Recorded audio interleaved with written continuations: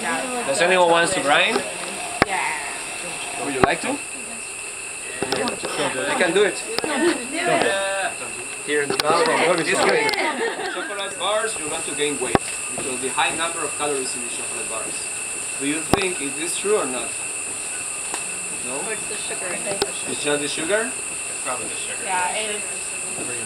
Well, remember that cocoa has a vegetable oil inside that we call cocoa butter. And cocoa butter is a vegetable oil.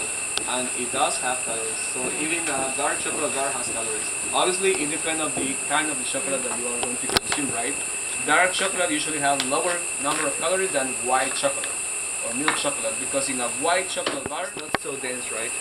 If somebody by any reason wants to add more sugar, I know that a lot of people like sweet chocolate, so we have brown sugar available also.